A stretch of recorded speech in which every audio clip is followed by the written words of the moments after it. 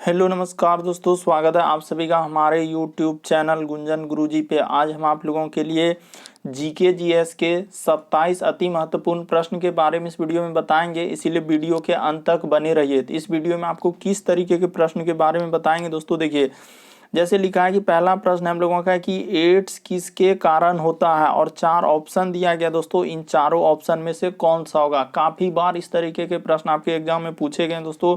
जो एजेंसियां कंडक्ट कराती है एग्जाम, उसमें इसी तरीके के प्रश्न पूछे गए हैं। तो देखिए कह रहा है कि कौन सा तत्व कैंसर का कारक है। ये प्रश्न काफी बार एग्जाम में पूछा है कि कौन सा तत्व कैंसर का कारक है। तो देखिए 4 ऑप्शन दिया गया, इन चारों ऑप्शन में से कौन सा होगा। तो इसी तरीके के प्रश्न के बारे में इस वीडियो में बताएंगे दोस्तों। ये सारे प्रश्न आपके प्रीवियस पेपर के हैं, जो बार बार रिपीट किए और पूछे गए, आगामी एग्जाम में आ सकते हैं, उस तरीके के प्रश्न के बारे में बताएंगे। ये सभी प्रश्न आपके 2022, 21, 20, 19, 18, 17 तक के प्रश्न दोस्तों, जो बार बार रिपीट किए और पूछे गए हैं, उस तरीके के प्रश्न के बारे में बताएंगे। तो आइए दोस्तों देखते हैं बारी बारी से सारे क्वेश्चन को कि पहला क्वेश्चन हम लोगों के सामने क्या करा। और इन सभी क्वेश्चनों का पीडीएफ आपको टेलीग्राम पे मिल जाएगा, उसका भी लिंक वीडियो के डिस्क्रिप्शन में दिया गया है। तो देखिए पहला नंबर क्वेश्चन हम लोगों के सामने क्या कर रहा है दोस्तों। देखिए पहला क्वेश्चन दिया गया दोस्तों, काफी बार इस तरीके के प्रश्न पूछे गए आपके एग्जाम में।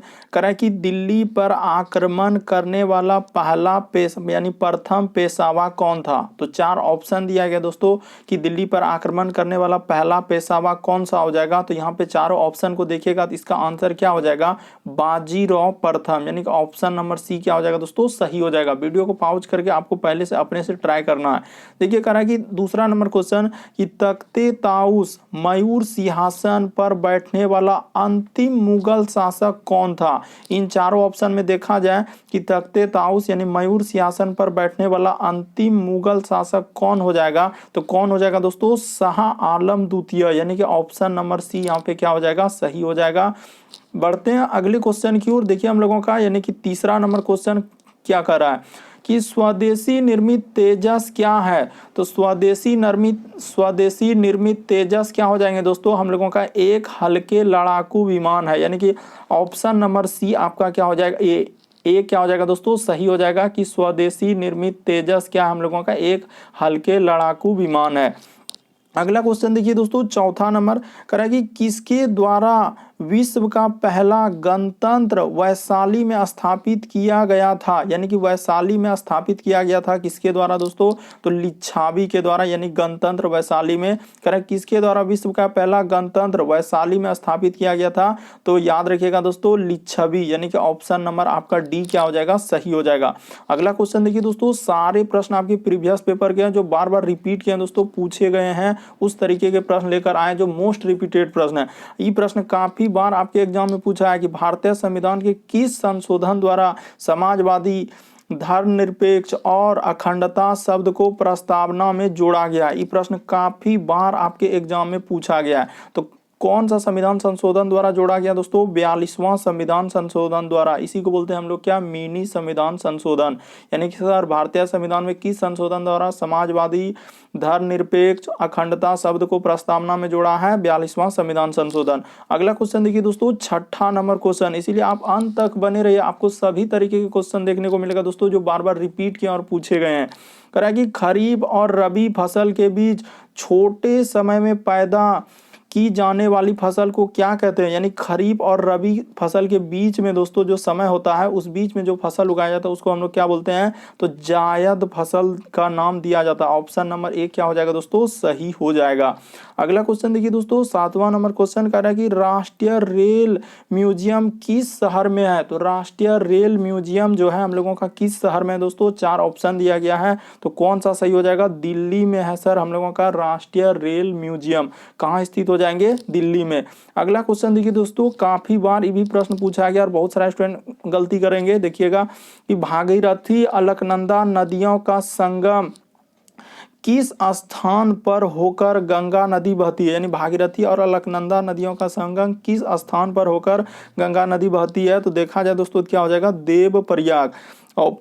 ऑप्शन नंबर बी क्या हो जाएगा आपका, सही हो जाएगा। याद रखिएगा कि भागीरथी अलकनंदा नदियों का संगम किस नदी पर होकर गंगा नदी बहती है, तो देवप्रयाग। अगला क्वेश्चन देखिए दोस्तों, हम लोगों का 9वां नंबर क्वेश्चन कैसे करेंगे। देखिए अगला क्वेश्चन दिया गया दोस्तों हम लोगों के सामने 9वां नंबर क्वेश्चन कह रहा है कि मखदूम कुंड, क्या लिखा है दोस्तों, मखदूम कुंड जो है कहाँ स्थित है। तो याद रखिएगा कि मखदूम कुंड जो है बिहार शरीफ में स्थित है। ऑप्शन नंबर ए क्या हो जाएगा, सही हो जाएगा। ये भी प्रश्न आपके एग्जाम में पूछा गया था कि मखदूम कुंड कहाँ स्थित हो जाएंगे, बिहार शरीफ।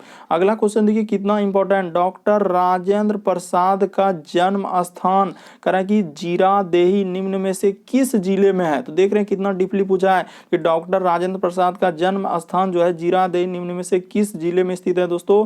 तो याद रखिएगा कहाँ हो जाएगा, सीवान, जो बिहार में एक जिला है दोस्तों, वहीं पे जो है डॉक्टर राजेंद्र प्रसाद का जो जन्म स्थान जीरादेही कहाँ स्थित हो जाएगा, सीवान, यानी बिहार में एक जिला है दोस्तों सीवान, वहां पे इस जिले में स्थित है जीरादेही।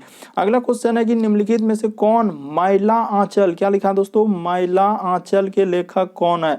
तो देखिए मैला आंचल पुस्तक के लेखक कौन हो जाएंगे, तो चारों ऑप्शन दिखेगा तो फणीश्वर नाथ रेणु। ऑप्शन नंबर आपका डी क्या हो जाएगा दोस्तों, सही हो जाएगा। याद रखिएगा सारे प्रश्न याद करते हुए चलिए, क्योंकि ये सारे प्रश्न आपके प्रीवियस पेपर के दोस्तों जो पूछे गए हैं अलग अलग एग्जाम में रिपीट करते हैं। आप चाहे किसी भी कॉम्पिटेटिव एग्जाम की तैयारी कर रहे हैं तो यह वीडियो सभी एग्जाम के लिए दोस्तों, जितने भी कॉम्पिटेटिव एग्जाम है जहां जीके जीएस के प्रश्न पूछे जाते हैं वहां पे इसी तरीके के प्रश्न पूछे गए हैं।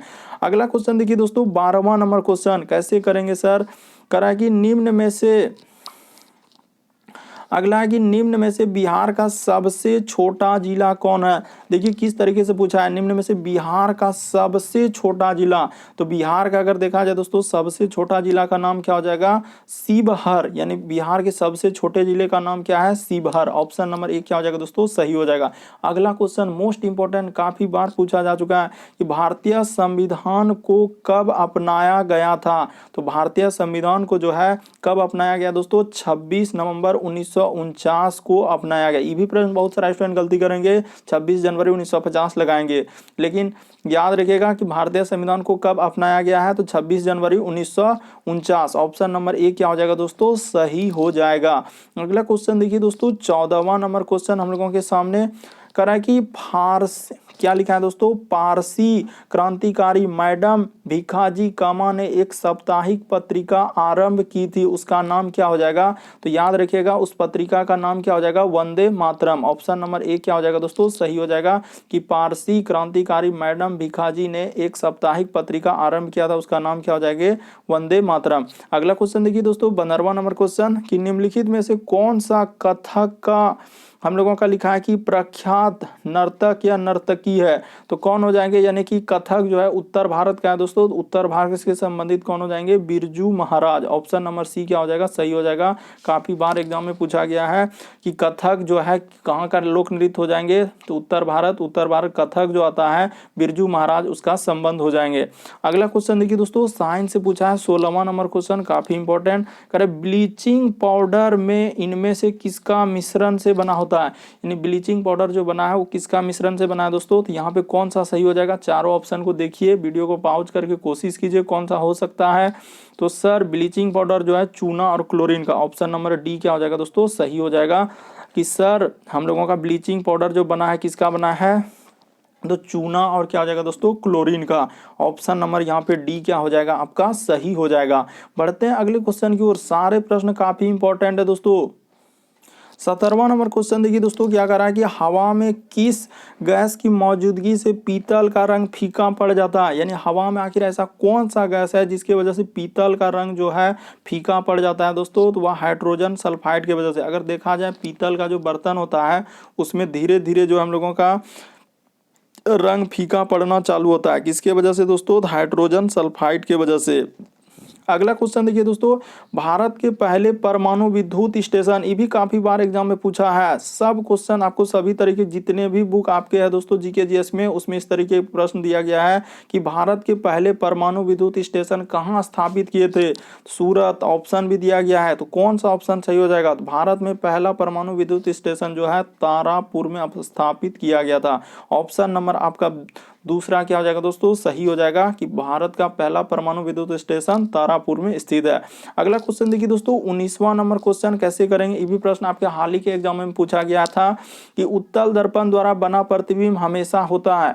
तो उत्तल दर्पण द्वारा बना प्रतिबिंब हमेशा आभासी, सीधा और छोटा। ऑप्शन नंबर ए क्या हो जाएगा दोस्तों, सही हो जाएगा कि उत्तल दर्पण द्वारा बना प्रतिबिंब हमेशा आभासी, सीधा और क्या होता है, छोटा होता है। याद करते चलिएगा, जो प्रश्न आपको नहीं हो रहा है तो उसको क्या कर लेंगे दोस्तों, कॉपी में लिख के याद कर लेंगे। अगला कि मैग्नीशियम का महत्वपूर्ण अयस्क कौन सा है। तो मैग्नीशियम का महत्वपूर्ण अयस्क कौन सा हो जाएगा दोस्तों, ये भी प्रश्न आपके एग्जाम में पूछा गया था। बहुत सारे स्टूडेंट गलती करेंगे कि मैग्नीशियम का महत्वपूर्ण अयस्क कौन सा है, तो कौन सा हो जाएगा दोस्तों, कार्नोलाइट। ऑप्शन नंबर आपका सी सही हो जाएगा कि मैग्नीशियम का महत्वपूर्ण अयस्क क्या है सर, कार्नोलाइट। अगला क्वेश्चन देखिए दोस्तों, 21वां नंबर क्वेश्चन कह रहा है कि एंटीबॉडीज का निर्माण कैसे होता है। तो एंटीबॉडीज का निर्माण हम लोगों का किससे होता है, यहाँ पे क्या कह रहा है कि एंटीबॉडीज का निर्माण किससे होता है। तो याद रखिएगा, चारों ऑप्शन को जब आप देखिएगा तो कौन सा हो जाएगा, लिम्फोसाइट। ऑप्शन नंबर सी क्या होगा दोस्तों, सही होगा कि एंटीबॉडीज का निर्माण किसके वजह से होता है, लिम्फोसाइट की वजह से। अगला क्वेश्चन देखिए दोस्तों, ये भी प्रश्न काफी इंपॉर्टेंट है जो आपके एग्जाम में पूछा गया था। देखिए जैसे अगला क्वेश्चन दिया गया था दोस्तों कि तंत्रिका कोशिका भ्रूण के किस स्तर से बनती है। कह रहा है कि तंत्रिका कोशिकाएं भ्रूण के किस स्तर से बनती है। ये भी प्रश्न काफी इंपॉर्टेंट है दोस्तों, याद कर लीजिएगा, एक्टोडर्म। बहुत सारे स्टूडेंट गलती कर देंगे कि तंत्रिका कोशिकाएं भ्रूण में किस स्तर से बनती है। देखिए जो प्रश्न आपको आ रहा है वो तो अच्छा है, जो नहीं आ रहा है उसको क्या कर लेंगे दोस्तों, याद कर लेंगे लिख के। जैसे ये प्रश्न नया टाइप में है तो इसको याद कर लीजिए कि तंत्रिका कोशिकाएं भ्रूण में किस स्तर से बनती है, तो एक्टोडर्म के कारण। अगला क्वेश्चन देखिए दोस्तों, 23वां नंबर क्वेश्चन क्या कर रहा है हम लोगों के सामने। देखिए जैसे 23वां नंबर क्वेश्चन दिया गया दोस्तों हम लोगों के सामने कि निम्नलिखित तत्वों में से कौन सा तत्व एक कैंसर का कारक है। ये काफी इंपॉर्टेंट प्रश्न है दोस्तों कि कैंसर किसका कारक है, यानी कौन तत्व के कारण हम लोगों का कैंसर हो जाएगा, तो क्रोमियम के कारण। ऑप्शन नंबर आपका बी क्या हो जाएगा, सही हो जाएगा। मोस्ट रिपीटेड प्रश्न है कि निम्नलिखित में से कौन सा एक तत्व कैंसर का कारक है, तो क्रोमियम हो जाएगा। अगला क्वेश्चन है कि एड्स किसके कारण होता है। काफी बार एग्जाम में पूछा है कि एड्स किसके कारण होता है दोस्तों, तो विषाणु यानी कि वायरस के कारण। ऑप्शन नंबर आपका सी क्या हो जाएगा दोस्तों, सही हो जाएगा। काफी सारा स्टूडेंट इस तरीके के प्रश्न गलती कर देते हैं। ये दोनों प्रश्न काफी बार एग्जाम में पूछा है कि सर यानी कि कैंसर किसके वजह से होता है, तो क्रोमियम के वजह से।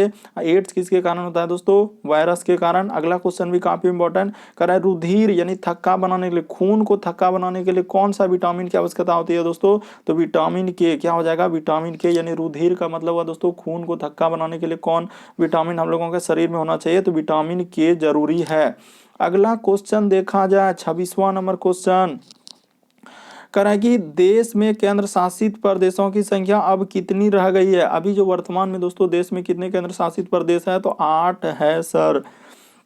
वर्तमान में कितने केंद्र शासित प्रदेश हैं दोस्तों, 8 है। ये देखिए ये प्रीवियस में पूछा गया था दोस्तों कि 15वें वित्त आयोग का कार्यकाल कराए विस्तारित किया गया। आयोग का कार्यकाल कितना था, तो ये प्रश्न आपके प्रीवियस में करंट से रिलेटेड दिया गया था। 2-3 क्वेश्चन आपके करंट से रहते हैं दोस्तों, आजकल थोड़ा सा बढ़ गया है तो 5 क्वेश्चन आपके करंट में पूछा जाता है। जितने भी जीके जीएस के हो रहे हैं तो 5-6 क्वेश्चन इतना आ रहे हैं करंट से, इसीलिए करंट को भी थोड़ा सा ध्यान में रखिएगा।